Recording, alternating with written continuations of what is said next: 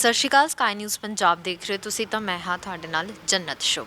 ਜਿਵੇਂ ਕਿ ਤੁਸੀਂ ਸਾਰੇ ਜਾਣਦੇ ਹੋ ਕਿ 22 ਜਨਵਰੀ ਨੂੰ ਅਯੋਧਿਆ ਦੇ ਵਿੱਚ ਰਾਮ ਮੰਦਿਰ ਦਾ ਉਦਘਾਟਨ ਹੋਣਾ ਹੈ ਤੇ ਉਸ ਨੂੰ ਲੈ ਕੇ ਕਾਫੀ ਖਬਰਾਂ ਵੀ ਤੁਸੀਂ ਸੁਣੀਆਂ ਹੋਣੀਆਂ ਤੇ ਨਾਲ ਦੀ ਨਾਲ ਅੱਜ ਅਸੀਂ ਮੰਦਿਰ ਦੇ ਵਿੱਚ ਪਹੁੰਚੇ ਹਾਂ ਤੇ ਮੇਰੇ ਨਾਲ ਇਸ ਸਮੇਂ ਮੌਜੂਦ ਆ ਪੰਡਿਤ ਜੀ, ਪੰਡਿਤ ਸੁੰਦਰ ਲਾਲ ਬ੍ਰਿਜਵਾਨ। ਇਹਨਾਂ ਤੋਂ ਜਾਣਦੇ ਹਾਂ ਕਿ ਜਦੋਂ ਰਾਮ ਮੰਦਿਰ ਦੇ ਵਿੱਚ ਰਾਮ ਲੱਲਾ ਦੀ ਮੂਰਤੀ ਸਥਾਪਿਤ ਹੋਣੀ ਹੈ ਉਹਦੇ ਕੀ ਕੁਝ ਜਦੋਂ ਪ੍ਰਾਣ ਪ੍ਰਤਿਸ਼ਠਾ ਹੁੰਦੀ ਹੈ, ਕੀ ਨਿਯਮ ਹੁੰਦੇ ਨੇ, ਕਿਸ ਤਰੀਕੇ ਦੀ ਵਿਧੀ ਹੁੰਦੀ ਹੈ, ਸਾਰੀਆਂ ਗੱਲਾਂ ਅੱਜ ਜਾਣਾਂਗੇ। ਸਾਡੇ ਨਾਲ ਮੌਜੂਦ ਨੇ ਪੰਡਿਤ ਜੀ। ਸਭ ਤੋਂ ਪਹਿਲਾਂ ਤਾਂ ਸਵਾਗਤ ਹੈ ਤੁਹਾਡਾ ਸਕਾਈ ਨਿਊਜ਼ ਪੰਜਾਬ ਤੇ। ਜੀ ਧੰਨਵਾਦ। ਅੱਛਾ ਪੰਡਿਤ ਜੀ, ਤੁਸੀਂ ਵੀ ਖਬਰਾਂ ਦੇ ਵਿੱਚ ਸੁਣਿਆ ਤਾਂ 22 ਜਨਵਰੀ ਨੂੰ ਹੁਣ ਰਾਮ ਮੰਦਿਰ ਦਾ ਉਦਘਾਟਨ ਹੋ ਜਾਣਾ ਹੈ ਤੇ ਜਦੋਂ ਆਪਾਂ ਕਿਸੇ ਮੰਦਿਰ ਦੇ ਵਿੱਚ ਮੂਰਤੀ ਸਥਾਪਿਤ ਕਰਦੇ ਹਾਂ ਤੇ ਪਹਿਲਾਂ ਪ੍ਰਾਣ ਪ੍ਰਤਿਸ਼ਠਾ ਕੀਤੀ ਜਾਂਦੀ ਹੈ ਉਸ ਮੂਰਤੀ ਦੀ। ਉਹ ਹੁੰਦਾ ਕੀ ਹੈ ਪ੍ਰਾण प्रतिष्ठा? प्राण प्रतिष्ठा शब्द ही बहुत बड़ा है। जैसे कि आप फॉर एग्जांपल आप उदाहरण लीजिए, कोई मूर्ति बन रही है तो जब तक वो कोई चट्टान से पत्थर निकलता है, कोई बड़ी शिला निकलती है, उस शिला को कारीगर बनाता है तो जब तक कारीगर उसको बना रहा, कभी उसकी पीठ पर हथौड़ी चला रहा, कभी सिर पर हथौड़ी चला रहा, कभी छेनी चला रहा है, तो तब तक वो पत्थर ही होता है। तो जब वो कंप्लीट एक मूर्ति कंप्लीट हो जाती है तो उसके बाद उसको मंदिर में लाया जाता, तो मंदिर में उसकी एक प्राण प्रतिष्ठा की जाती है।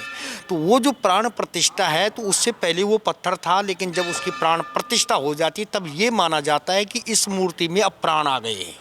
अब वो प्राण आ गए हैं तो उस प्राण आने की प्रक्रिया को, वो प्राण आने की जो विधि है या प्राण प्रतिष्ठा करने की जो विधि है, उस विधि के द्वारा उस मंत्रों के माध्यम से उनमें प्राण डाले जाते हैं, ऐसा माना जाता है। फिर उस मूर्ति को जब मंदिर में रखा जाता तब वो पूर्ण रूप से प्राणवान मूर्ति मानी जाती है और उस मूर्ति की पूजा करने का फिर वही विधान, वही फल है जो आप साक्षात एक प्राणवान व्यक्ति के साथ जो व्यवहार करते हैं वही एक व्यवहार हम उनके साथ करते हैं। क्योंकि देखो, परमात्मा को मानने के कई तरीके हैं। ये जो हमारा जो मूर्ति वाला मार्ग है सगुण उपासना का मार्ग है। इस सगुण उपासना में जब भगवान की हम प्राण प्रतिष्ठा कर देते हैं ना, तो हमारे भगवान को जो है ना, हमारा उनके साथ एक वात्सल्य प्रेम हो जाता है। जैसे कि मतलब हमारे उन भगवान को भूख भी लगती है, फिर उनको प्यास भी लगती है, उनको ठंड भी लगती है। हम देखो गर्मियों में जो है हम पंखे भी लगा देते हैं अपने भगवान पे, सर्दियों में हम उनके आगे हीटर लगा देते हैं, गर्म शॉल उड़वाते हैं, उनका वो सेवा भाव करते हैं उनके साथ, जैसे हम अपने एक बच्चे का करते हैं, अपने किसी खास प्रेमी का करते हैं। तो इतना ही यही भगवान के भाव की पूजा का यही भाव है, वात्सल्य भाव है। वात्सल्य भाव हम उसको कहते हैं, जैसे हम अपने बच्चे के लिए करते हैं। एक मैत्री भाव है, जैसे हम एक मित्र के साथ व्यवहार करते हैं। तो इस ढंग से उसमें प्राण पड़ गए तो समझ लो अब हमें उन्हें प्राणवान मानना है और उनको जैसे एक प्राणवान व्यक्ति के साथ व्यवहार किया जाता है, ठीक वही व्यवहार उनके साथ किया जाता है। हाँ, दूसरा सवाल हम ये कह सकते हैं कि भाई वो प्राण प्रतिष्ठा होती कैसे है?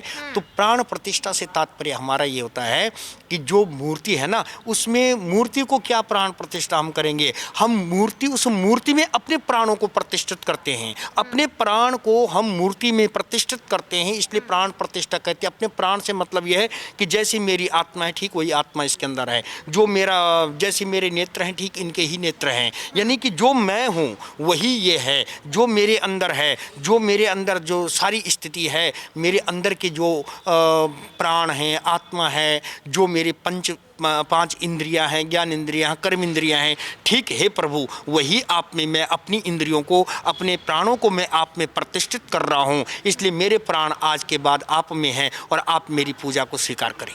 जी, बहुत ज़बरदस्त विज्ञान है ये प्राण प्रतिष्ठा का। हाँ, अब फिर दूसरा सवाल आता है कि इसकी विधि क्या है? बहुत लंबी विधि है और ये इसमें 5-7 दिन का प्रोसेस होता है। अयोध्या जी में भी जो 22 तारीख हो रहा वो एक दिन का प्रोसेस नहीं है।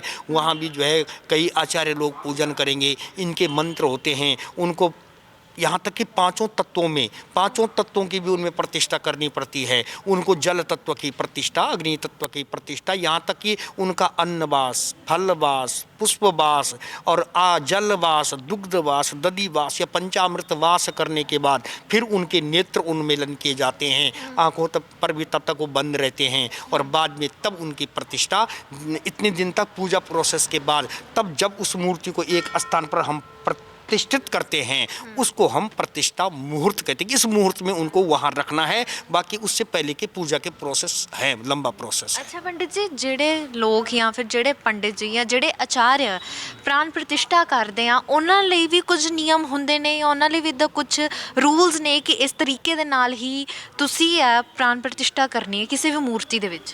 हाँ बिल्कुल रूल है। रूल का मतलब ये है कि उनके लिए रूल का मतलब है कि रूल तो शास्त्र का है, शास्त्र विधि है कि क्या विधि शास्त्र बता रही उस विधि। व्यक्ति ਲਈ, उस व्यक्ति के लिए क्या, उस व्यक्ति को बड़ा सात्विक भाव रखना पड़ता है। सबसे पहले उसकी अपनी मानसिक स्थिति अच्छी होनी चाहिए, उसके अंदर श्रद्धा होना चाहिए, उसके अंदर विश्वास होना चाहिए, उसको पूजा पाठ का जानकार होना चाहिए और वो नियम वाला व्यक्ति होना चाहिए। और कहने का मतलब ये है कि वो अच्छा सद्गुणी व्यक्ति हो और शास्त्र ज्ञाता हो, वो प्रतिष्ठा करे। वो करेगा तो विधि से ही करेगी। बाकी सबसे बड़ी बात तो, सबसे बड़ा नियम तो सबसे पहले ये है कि श्रद्धा और विश्वास। भवानी शंकरो बंदे श्रद्धा विश्वास रूपिणो।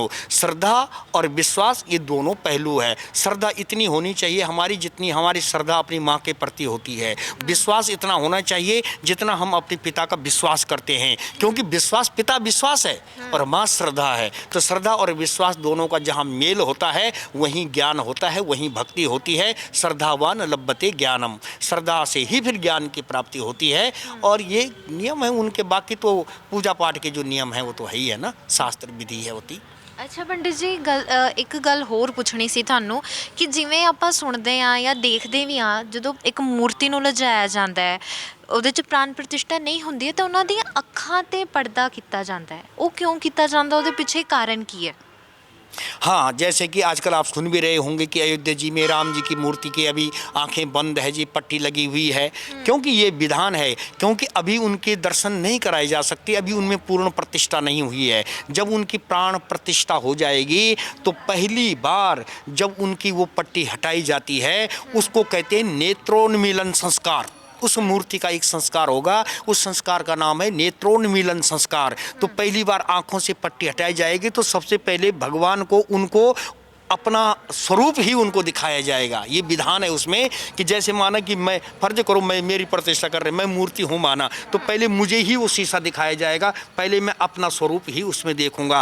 तो वो पहला स्वरूप श्री राम जी को ही उनका स्वरूप पहला दिखाया जाएगा, बाकायदा शीशे पे दिखाया जाता है। उस समय जब आंखों से वो पट्टी हटाई जाती है, बिल्कुल सोने की सलाका से उनके आंखों में काजल वगैरह भी लगाया जाता है, उसको नेत्रोन्मीलन संस्कार कहते हैं। जब वो नेत्रोन्मीलन संस्कार हो जाता तो उसी समय वो पट्टी हटाई जाती है, तब फर्स्ट दर्शन लोग उनका करते हैं। ਜੀ ਪੰਡਿਤ ਜੀ, ਮੂਰਤੀਆਂ ਨੂੰ ਲੈ ਕੇ ਵੀ ਕੁਝ ਮਾਪਦੰਡ ਹੁੰਦਾ ਆ ਕਿ ਜਦੋਂ ਕਿਸੇ ਵੀ ਮੂਰਤੀ ਦੀ ਪ੍ਰਾਣ ਪ੍ਰਤਿਸ਼ਠਾ ਹੁੰਦੀ ਹੈ, ਜਿਸ ਤਰੀਕੇ ਨਾਲ ਵੀ ਹੁੰਦੀ ਹੈ ਤੇ ਵੀ ਇੰਨੀ ਲੰਬਾਈ ਹੋਵੇ ਜਾਂ ਇੰਨੀ ਚੌੜਾਈ ਹੋਵੇ, ਇਦਾਂ ਕੁਝ ਮਾਪਦੰਡ ਹੁੰਦੇ ਨੇ ਮੂਰਤੀਆਂ ਲਈ?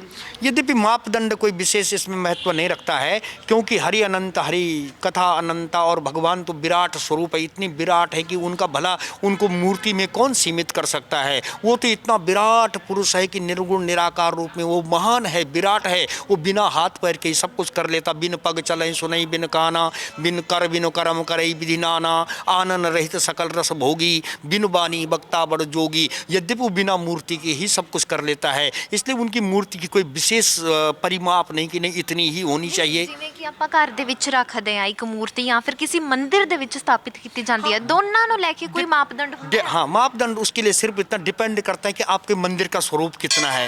जिस हिसाब से मंदिर का स्वरूप होता है उस हिसाब से आप मूर्ति का स्वरूप भी रख सकते हैं। हाँ, लेकिन जो घर में मूर्ति रखी जाती है उनके लिए मापदंड है वो बहुत ज़्यादा बड़ी नहीं होती है, ज़्यादा 1-1.5 फुट तक की रख सकते हैं। बाकी मंदिर में तो आप 5-5, 7-7 फुट तक की भी मूर्ति रख सकते हैं। ਜੀ ਜੇਕਰ ਗੱਲ ਕਰੀਏ ਸਾਜ ਸੱਜਾ ਦੀ, ਕਿਵੇਂ ਉਹਨਾਂ ਦਾ ਪਹਿਲਾ ਸ਼ਿੰਗਾਰ ਹੁੰਦਾ ਆ ਜਾਂ ਫਿਰ ਕਿਹੜੇ ਜਿਹੜੇ ਫੁੱਲ ਯੂਜ਼ ਕੀਤੇ ਜਾਂਦੇ ਨੇ ਜਦੋਂ ਆਪਾਂ ਪਹਿਲੀ ਵਾਰ ਕਿਸੇ ਮੂਰਤੀ ਨੂੰ ਪ੍ਰਾਣ ਪ੍ਰਤਿਸ਼ਠਾ ਕਰਦੇ ਆ ਜਾਂ ਪੂਜਾ ਕਰਦੇ ਆ, ਉਸ ਤਰੀਕੇ ਦਾ ਵੀ ਕੋਈ ਨਿਯਮ ਹੈਗਾ? बिल्कुल है, नियम ही है उसका। ये प्राण प्रतिष्ठा के नियम में ही आ गई ये सारी चीज़ें। प्राण प्रतिष्ठा हुई, उनका अंग न्यास होता है। अंग न्यास मनी हृदय न्यास हुआ आदि, ये सारे पूरे अंगों का न्यास। जैसे मेरे अंग हैं, अपने अंगों की प्रतिष्ठा में उनमें करता हूँ, उसके बाद बाकायदा उनका श्रृंगार होता है। श्रृंगार मनी वस्त्र वगैरह से लेकर के, पुष्प से लेकर के वस्त्र पूरा, फिर वही जो नियम उस दिन, जो वस्त्र वगैरह के नियम उस दिन पहली बार हुए हैं, उसके बाद इसी तरह से हमेशा फिर उनके श्रृंगार हो जाया करता है और उनकी पूजा वगैरह की जाती है। फिर आरती वगैरह होता है, भोग लगता है, तो फिर बिल्कुल उनके साथ सीधे सीधे वही व्यवहार होता है जो हम एक प्राणवान व्यक्ति के साथ जो व्यवहार करते हैं, वही व्यवहार उनके साथ जब करेंगे तभी लगेगा ना कि ये प्राण प्रतिष्ठा है। और अगर हमने उनको सिर्फ पत्थर ही समझा तब नहीं। अब जब मंदिर में उनकी प्रतिष्ठा हो जाती है ना, तब हम उनको पत्थर नहीं, तब हम उनको ये मानते हैं कि इनमें प्राण है। तो प्राण है, तो जैसे एक प्राणवान व्यक्ति को सर्दी लगती है, गर्मी लगती है, आपने देखा होगा हमारे मंदिरों के सिस्टम है, रात्रि को बंद कर दिया और दिन में दोपहर में फिर बंद कर देते हैं, शाम के टाइम खुलते हैं। जैसे हम एक प्राणवान व्यक्ति के साथ व्यवहार करते हैं, ठीक वैसा ही व्यवहार हम उन भगवान के साथ में, अपने भगवान के साथ में करते हैं। और उनसे कुछ प्राप्त करने के लिए नहीं, उनके ऊपर न्योछावर होने के लिए, उनको लुटाने के लिए, उनसे हमें इतना प्यार, इतना प्रेम, वात्सल्य भाव या मैत्री भाव से हम उनकी पूजा करते हैं और उनमें हम प्राण मानते हैं।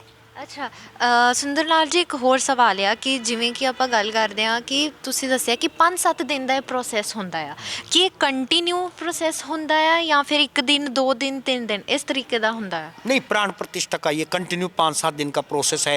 5 दिन भी हो सकता है, 7 दिन भी हो सकता है, 11 दिन भी हो सकता है। ज़्यादा उसके जो आचार्य अगर ज़्यादा बैठेंगे जप करने वाले और उसकी पूजा करने वाले, अगर आचार्यों की संख्या ज़्यादा है तो दिन कम किए जा सकते हैं, और अगर आचार्य कम है तो दिन बढ़ जाते हैं।